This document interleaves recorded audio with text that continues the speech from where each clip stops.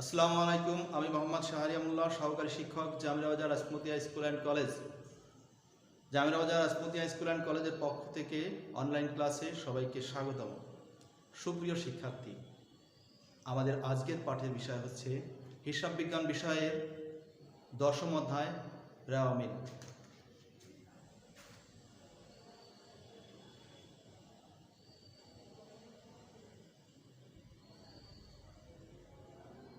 আমাদের আজকের পাঠের বিষয় হচ্ছে রেওয়ামিল। শিক্ষার্থী বন্ধুরা, আমি গত একটা ক্লাসে তোমাদেরকে রেওয়ামিল দেখাইছি, কিন্তু রেওয়ামিলে সেটা অনেক কিছু বাদ ছিল, এই জন্য আজকে আরেকটা রেওয়ামিল দেখাবো। প্রথমে আমরা একটু দেখে নিই রেওয়ামিলে কোনগুলো ডেবিট এবং কোনগুলো ক্রেডিট হয়।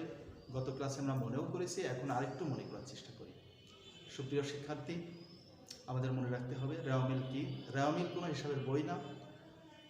হিসাবের যে পৃথক কাগজে বা খাতায় খতিয়ান উদ্বৃত্তগুলো লিখে হিসাবের গাণিতিক শুদ্ধতা যাচাই করা হয়, এটাই হচ্ছে রেওয়ামিল। অর্থাৎ হিসাবের যে কাগজে বা খাতায় খতিয়ান উদ্বৃত্তগুলো ডেবিট ক্রেডিট যে অনুযায়ী সাজিয়ে হিসাবের গাণিতিক শুদ্ধতা যাচাইয়ের জন্য যে বিবরণী প্রস্তুত করা হয় তাকে রেওয়ামিল বলে।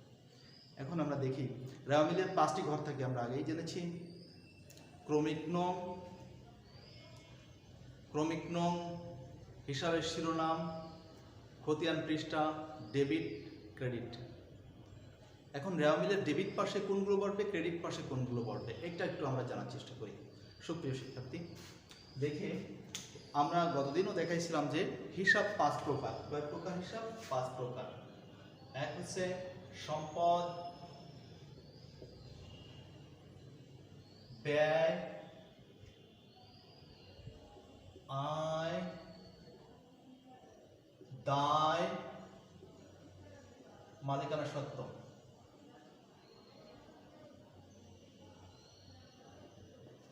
এই 5 প্রকার হিসাবটাকে আমরা দুইটা ভাগে ভাগ করতে পারি। এটা হবে ডেবিট, এটা হবে ক্রেডিট। অর্থাৎ যাবতীয় সম্পদ আর ব্যয় হবে ডেবিট এবং যাবতীয় আয় দায় মালিকানা সত্ত্ব হয় ক্রেডিট। তবে ব্যতিক্রম যেটা আছে, মালিকানা সত্ত্বের উত্তোলন ডেবিট হয়। উত্তোলনে মালিকানা সত্ত্ব হ্রাস পায়, এই জন্য মালিকানা সত্ত্বে উত্তোলনটা ডেবিট হয়। সুপ্রিয় শিক্ষার্থী, এছাড়া আমরা আরও একটা সংক্ষেপে তোমাদের একটা বিষয় দেখাতে পারি, যেটা হচ্ছে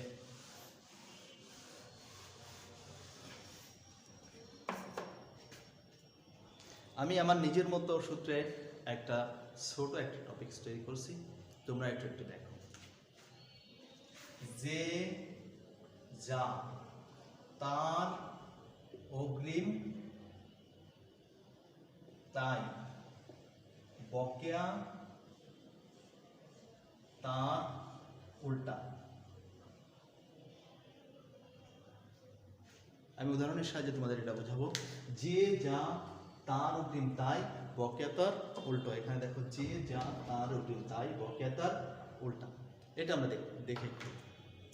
যেটা কি, ধরে নিই উদাহরণ হিসেবে আমরা বেতন। ব্যয়, বেতন একটা ব্যয়। বেতন যা, এখানে হচ্ছে যা বলতে বেতন ডেবিট, ব্যয় ডেবিট।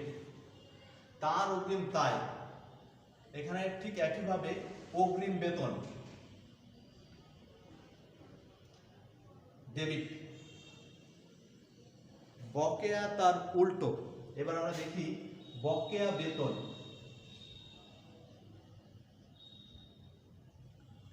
ক্রেডিট। সুপ্রিয় শিক্ষার্থী, এটা সবাই খেয়াল করো। যে যা অর্থাৎ বেতন, যে এখানে বেতন, আর যা বেতন ডেবিট। বেতন ডেবিট, যা যে যা বেতন ডেবিট, অগ্রিম বেতনও ডেবিট। যে যা বেতন ডেবিট, অগ্রিম বেতনও ডেবিট। তার অগ্রিম তাই, তার অগ্রিম তাই, বেতন ডেবিট, অগ্রিম বেতনও ডেবিট। ঠিক একইভাবে বকেয়া তার উল্টা, অর্থাৎ বকেয়া বেতন ক্রেডিট। এটা উল্টা, ডেবিটের উল্টা হচ্ছে ক্রেডিট। আমরা এটি সংক্ষেপে মনে রাখার জন্য যাবতীয় খরচ এবং আয়ের ক্ষেত্রে বা ব্যয় এবং আয়ের ক্ষেত্রে এটা কার্যকর, অর্থাৎ ব্যয়ের অগ্রিমগুলো ডেবিট, বকেয়াগুলো ক্রেডিট। এখন ব্যয় ডেবিট, অগ্রিম ব্যয় ডেবিট, বকেয়া ব্যয় ক্রেডিট। ঠিক একইভাবে যদি আমরা একটা আয় দেখি, প্রাপ্ত বাড়ি ভাড়া, এখানে খেয়াল করো, প্রাপ্ত বাড়ি ভাড়া, ভাড়া লিখলাম, শুধু ভাড়া লিখতে হয়, প্রাপ্ত ভাড়া ক্রেডিট, যে যা তার অগ্রিম তাই, প্রাপ্ত ভাড়া ক্রেডিট। তাহলে অগ্রিম প্রাপ্ত ভাড়া, অগ্রিম প্রাপ্ত ভাড়া ক্রেডিট।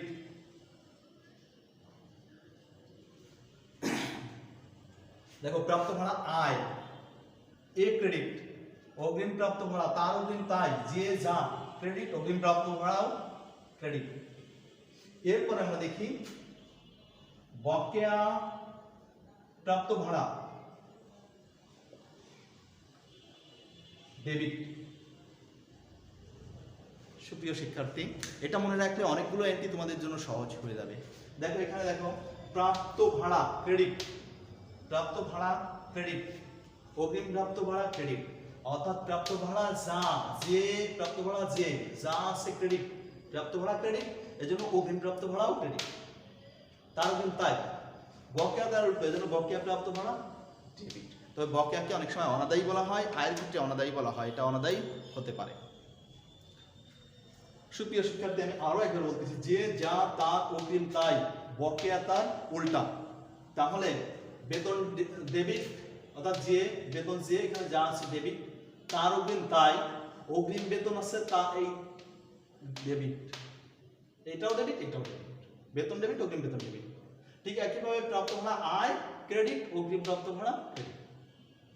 আর বকেয়া বেতন ক্রেডিট, বকেয়া প্রাপ্ত ভাড়া ডেবিট, অর্থাৎ এখানে এটা ক্রেডিট, এটা ডেবিট, উল্টা, এই যে উল্টা, বকেয়া তার উল্টা। সুপ্রিয় শিক্ষার্থী, আরেকটা জিনিস আমাদের মনে রাখতে হবে, সকল ধরনের সঞ্চিতি ক্রেডিট, সব ধরনের সঞ্চিতি ক্রেডিট, শুধুমাত্র পাওনাদার বাট্টা সঞ্চিতি ডেবিট, সব ধরনের সঞ্চিতি ক্রেডিট, শুধুমাত্র পাওনাদার বাট্টা সঞ্চিতি ক্রেডিট। আমি গতদিনও দেখাইছি, আজকে আবার দেখাচ্ছি। মনে রাখতে হবে প্রারম্ভিক তিনটা এন্ট্রি রেওয়া মিলের অন্তর্ভুক্ত হয় না। প্রারম্ভিক হাতে নগদ, প্রারম্ভিক ব্যাংক জমা, প্রারম্ভিক হাতে নগদ, প্রারম্ভিক ব্যাংক জমা, সমাপনী মজুত পণ্য।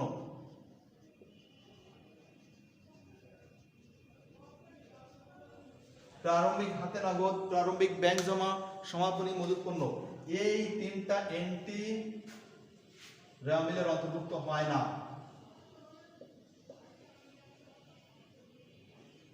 রেওয়া মিলের অন্তর্ভুক্ত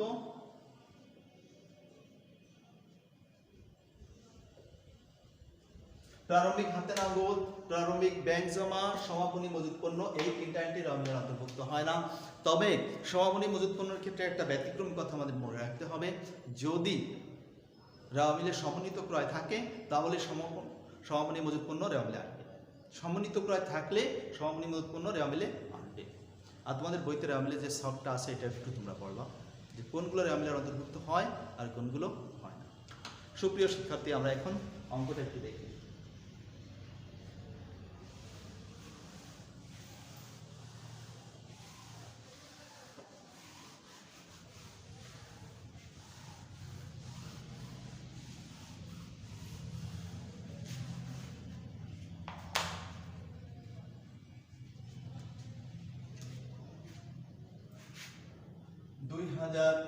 সালের 31 ডিসেম্বর তারিখে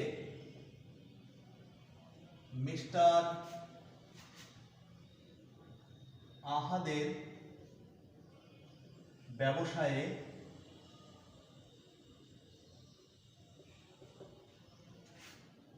খতিয়ান উদ্বৃত্তগুলো নিম্নরূপ।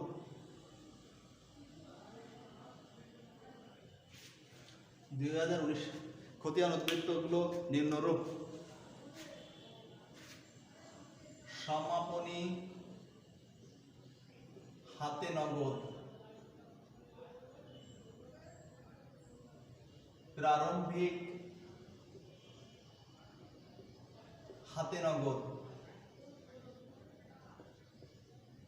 সমাপনী হাতে নগদ 30,000 টাকা, প্রারম্ভিক হাতে নগদ 20,000 টাকা, সমাপনী ব্যাংক জমা, প্রারম্ভিক ব্যাংক জমা, সমাপনী ব্যাংক জমা, প্রারম্ভিক ব্যাংক জমা। সমাপনী ব্যাংক জমা 10,000, প্রারম্ভিক ব্যাংক জমা 15,000 টাকা। সমাপনী মজুত পণ্য, সমাপনী মজুত পণ্য, প্রারম্ভিক মজুত পণ্য,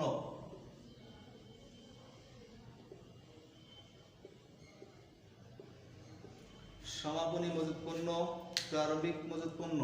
সমাপনী মজুত পণ্য 40,000, প্রারম্ভিক মজুত পণ্য 25,000 টাকা।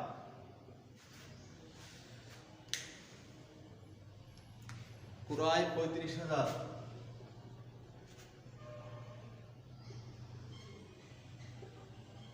বিক্রয় 60,000, 35,000, 60,000, ঋণ 40,000,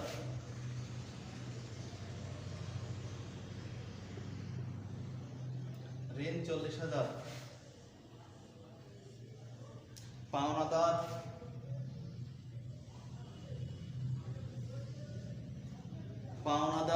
45,000,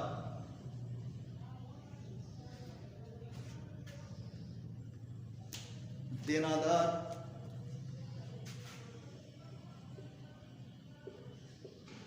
15,000, দেনাদার 15,000, বেতন 10,000,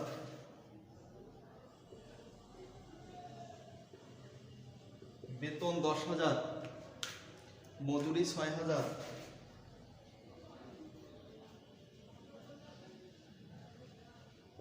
মজুরি 6,000, ভাড়া 4,000,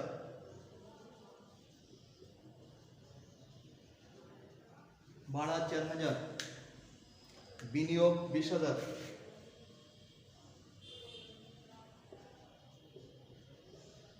বিনিয়োগ 20,000, প্রদেয় বিল, প্রদেয় বিল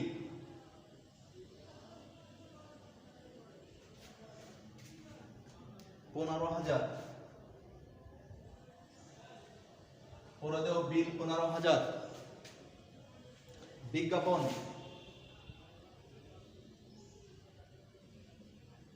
5,000 টাকা।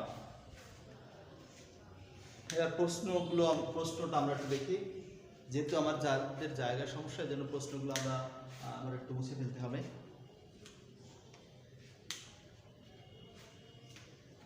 ক,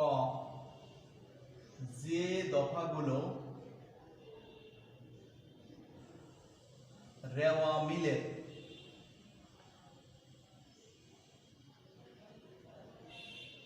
অন্তর্ভুক্ত হবে না তার পরিমাণ কত?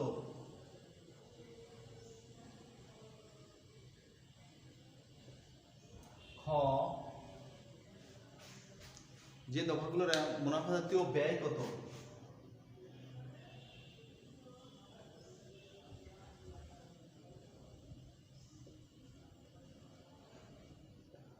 গ,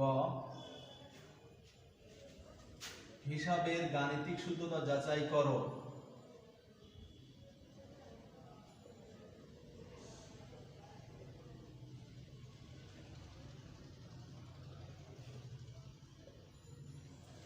আমরা একটা সৃজনশীল প্রশ্নের সমাধান করব। এখানে দেখো সৃজনশীল প্রশ্নটা তোমরা একটু ভালো করে দেখে নাও, এটা আমি মুছে একটু অঙ্ক করবো, দেখছি তোমার জায়গা ধরবে না অঙ্কটা। দেখো যে দফাগুলো রেওয়ামিলের অন্তর্ভুক্ত হবে না তার পরিমাণ কত, মুনাফা জাতীয় ব্যয় কত, আর হিসাবের গাণিতিক শুদ্ধতা যাচাই করো। এই একটা সৃজনশীল প্রশ্ন।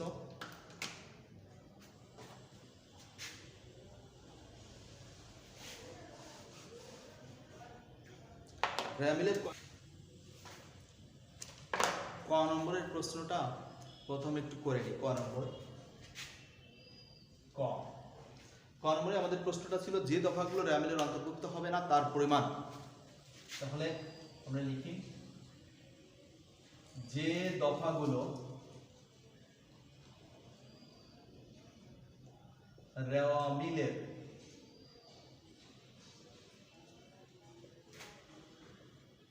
অন্তর্ভুক্ত হবে না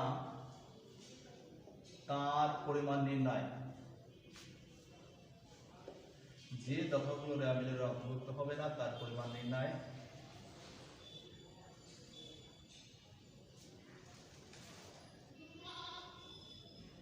ক্রমিক নং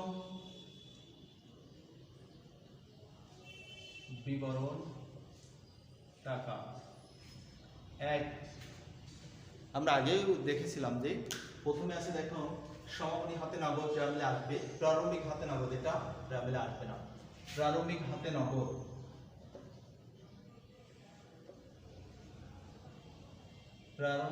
নগদ অর্থাৎ এইটা 20,000। আরেকটা আছে দেখো প্রারম্ভিক ব্যাংক জমা, প্রারম্ভিক ব্যাংক জমা প্রারম্ভিক ব্যাংক জমা 10,000। 3, আরেকটা আছে সমাপনী মজুত পণ্য, এটা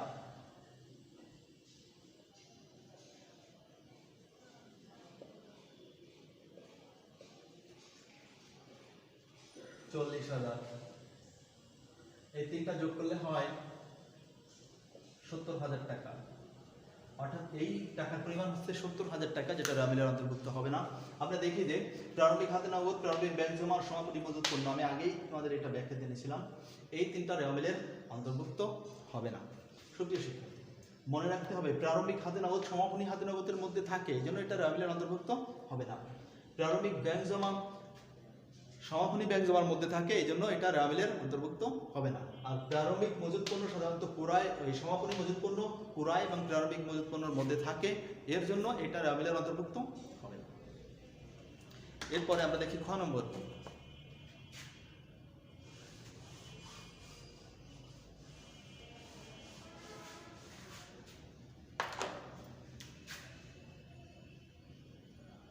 মুনাফা জাতীয় ব্যয় নির্ণয়। মুনাফা জাতীয় ব্যয় নির্ণয়।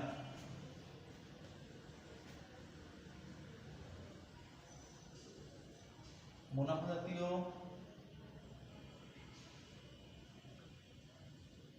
ব্যয় টাকা। মনে রাখতে হবে মুনাফা জাতীয় ব্যয় নির্ণয় করলে আমাদের সমন্বিত ক্রয় করে নেওয়া উচিত এবং এটাই সঠিক পদ্ধতি। আমরা দেখি সমন্বিত ক্রয় করতে গেলে আমাকে প্রথমে লিখতে হবে প্রারম্ভিক মজুত পণ্য,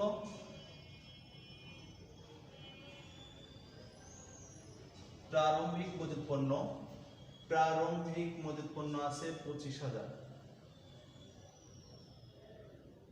যোগ ক্রয় 35,000।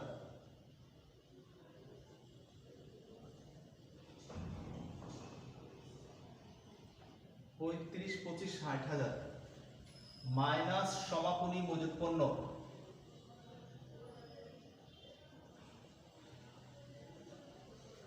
সমাপনী মজুত পণ্য 40,000, 20,000 টাকা। এই 20,000 টাকা আছে সমন্বিত ক্রয়। আমাদের মনে রাখতে হবে সমন্বিত ক্রয় ক নম্বরে অনেক সময় পড়ে। সমন্বিত ক্রয়টা কি? প্রারম্ভিক মজুত পণ্য যোগ ক্রয়, ক্রয়টা হবে নিট ক্রয় মাইনাস সমাপনী মজুত পণ্য, এটাই হচ্ছে সমন্বিত ক্রয়। এখন আমরা দেখি এরপরে আর কি কি মুনাফা জাতীয় ব্যয় আছে। ক্রয় চলে গেল, বিক্রয় ঋণ, বিক্রয় আয়, ঋণ দায়, পাওনাদার দায়, দেনাদার সম্পদ, বেতন, বেতন 10,000, মজুরি 6,000, ভাড়া 4,000, বিনিয়োগ হবে না, সম্পদ বিনিয়োগ, প্রদেয় দায়, বিজ্ঞাপন 5,000। আমরা এবার এটা যোগ করি, যোগ করলে হয় 45,000। মোট মুনাফা জাতীয় ব্যয় হয় 45,000 টাকা। আমরা মুনাফা জাতীয় ব্যয়ের ক্ষেত্রে একটা জিনিস মনে রাখতে হবে, সমন্বিত ক্রয়ের কথাটা আমাদের সবাইকে স্মরণ রাখতে হবে।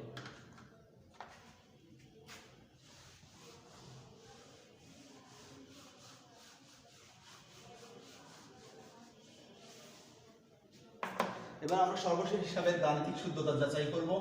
গাণিতিক শুদ্ধতা যাচাই মানে হচ্ছে রেওয়ামিল, এটা আমাদের মনে রাখতে হবে। রেওয়ামিল করলে হিসাবে গাণিতিক শুদ্ধতা যাচাই হয়, রেওয়ামিলের দুই পাশ মিলে গেলে হিসাবে গাণিতিক শুদ্ধতা সঠিক আছে বলে ধরে নেওয়া হয়।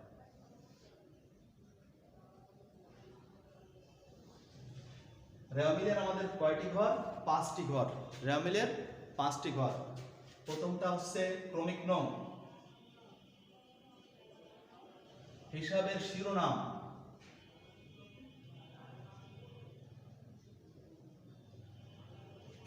খতিয়ান পৃষ্ঠা, ডেবিট ক্রেডিট।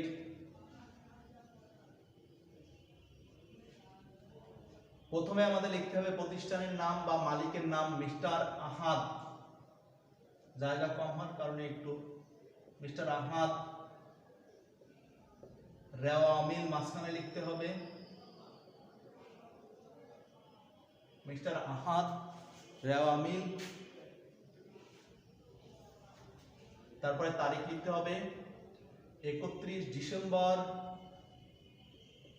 2019। সুপ্রিয় শিক্ষার্থী, এবার আমরা এন্ট্রিগুলো পাতানো শুরু করি। প্রথমে রেওয়ামিলের ক্রমিক নং 1, প্রথমটা আছে সমাপনী হাতে নগদ, এটা আসবে সমাপনী হাতে নগদ। সম্পদ ডেবিট 30,000। তারপরে আছে প্রারম্ভিক ব্যাংক জমা, এটা রেওয়ামিলে আসবে না, আগেই দেখেছি। সমাপনী ব্যাংক জমা, এটা রেওয়ামিলের ডেবিট। সমাপনী ব্যাংক জমা 10,000। এরপরে আছে প্রারম্ভিক ব্যাংক জমা, রেওয়ামিলে আসবে না। সমাপনী মজুত পণ্য রেওয়ামিলে আসবে না। প্রারম্ভিক মজুত পণ্য, প্রারম্ভিক মজুত পণ্য 25,000। এরপরে আমাদের কি ক্রয় আছে, ক্রয় ব্যয় 35,000 ডেবিট। এরপর আছে বিক্রয়, বিক্রয় আয় ক্রেডিট 60,000। ঋণ, ঋণ দায় ক্রেডিট 40,000। এরপর আছে পাওনাদার, পাওনাদার দায় ক্রেডিট 45,000। এরপর আছে দেনাদার, দেনাদার 15,000 ডেবিট। এরপর আছে বেতন 10,000 ডেবিট। এরপর আছে মজুরি, ব্যয় ডেবিট 6,000। ভাড়া 4,000 ব্যয়। এবার আছে 12 বিনিয়োগ,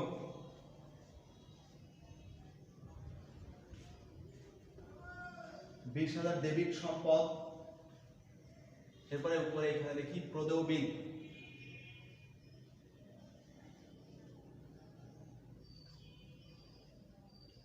প্রদেয় বিল 15,000 ক্রেডিট। এরপর আছে 14 বিজ্ঞাপন, প্রদেয় বিল দায়ের জন্য ক্রেডিট, বিজ্ঞাপন ব্যয় ডেবিট 5,000। এবার আমরা একটা যোগ করব। সুপ্রিয় শিক্ষার্থী, এখানে যোগ করলে হয় 1,60,000,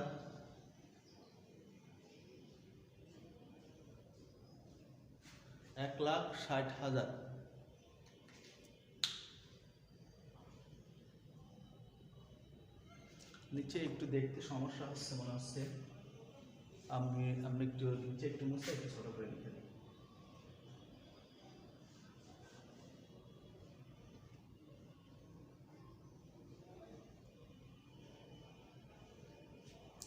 এগারো ছিল ভাড়া, এরপরে 12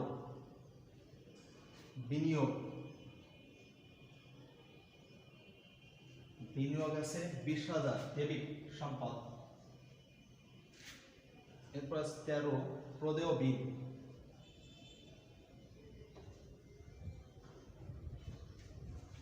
$15,000 ক্রেডিট। 14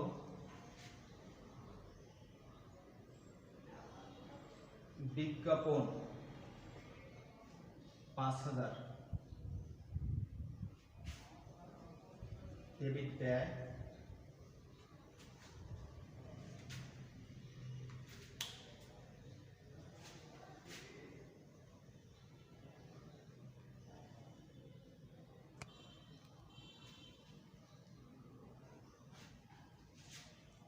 এরপর আমরা দেখি এটা যোগফল হয়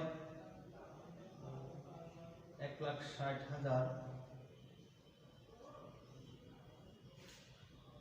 এটা যোগফল আমরা একটু দেখি 30 40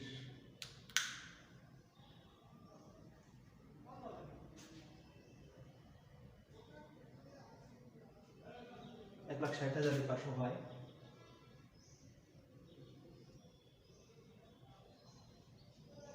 দুই পাশ যেহেতু মিলে গেল, হিসাবের গাণিতিক শুদ্ধতা যাচাই হলো। আমাদের মনে রাখতে হবে হিসাবের গাণিতিক শুদ্ধতা যাচাই মানে হচ্ছে রেওয়ামিলের দুই পাশ সঠিকভাবে মিলে যাবে, এটাই।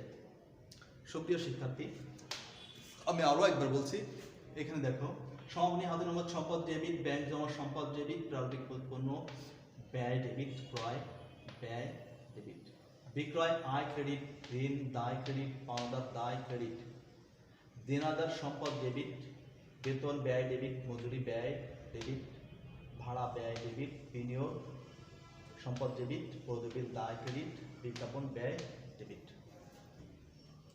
সবাই ভালো থাকো, সুস্থ থাকো, এই কামনা করে আজকের মতো আমি আমার অনলাইন ক্লাস এখানে শেষ করছি। আল্লাহ হাফেজ, আসসালামু আলাইকুম।